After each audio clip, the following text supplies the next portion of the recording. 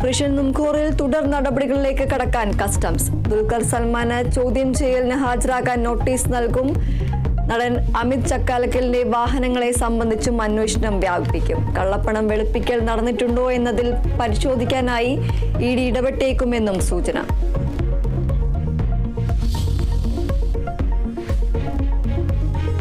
KJ Shine ടീച്ചർക്കെതിരായ cyber ആക്രമണ കേസിൽ തുടർ നടപടിയിലേക്ക് കടക്കാൻ അന്വേഷണ സംഘം.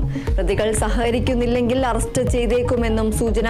രണ്ടാം പ്രതി KM ഷാജഹാൻ മുൻകൂർ ജാമ്യാപേക്ഷ നൽകിയേക്കും. ഹാജരാകാത്ത പക്ഷം വിദേശത്തുള്ള മൂന്നാം പ്രതിക്കായി ലുക്കൌട്ട് സർക്കുലർ ഇറക്കും.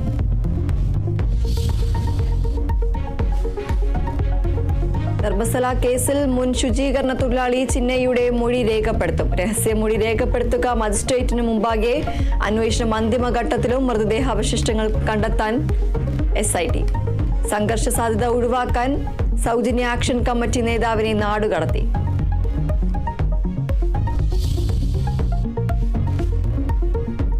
കോൺഗ്രസ് വിശാല പ്രവർത്തക സമിതി യോഗം ഇന്ന് പട്നയിൽ. വോട്ട് ചോരി ആരോപണം വിശദമായി ചർച്ച ചെയ്യും.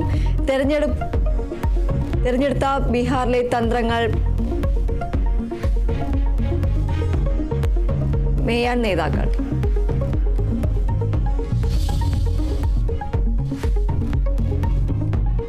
ചണ്ഡീഗഡിൽ നടക്കുന്ന CPI 25ാം പാർട്ടി കോൺഗ്രസിൽ വിമർശനവുമായി കേരള ഘടകം. വിമർശനം ദേശീയ നേതൃത്വത്തിനെതിരെ. നേതാക്കളുടെ സ്ഥാനത്തുടർച്ച പാർട്ടിയുടെ ഊർജം കെടുത്തുന്നു. യുവാക്കൾക്ക് അവസരം നൽകുന്നില്ലെന്നും വിമർശനം. ജനറൽ സെക്രട്ടറി സ്ഥാനത്ത് D രാജ തുടരുമോ എന്നതിൽ തീരുമാനം ഇന്നറിയാം. പാർട്ടി കോൺഗ്രസ് നാളെ സമാപിക്കും.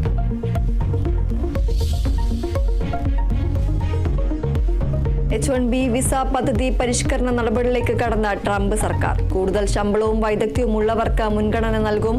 പുതിയ ശമ്പള ബാനറുകൾ സൃഷ്ടിക്കും. നിലവിലെ ലോട്ടറി സമ്പ്രദായം നിർത്തലാക്കാനും തീരുമാനം.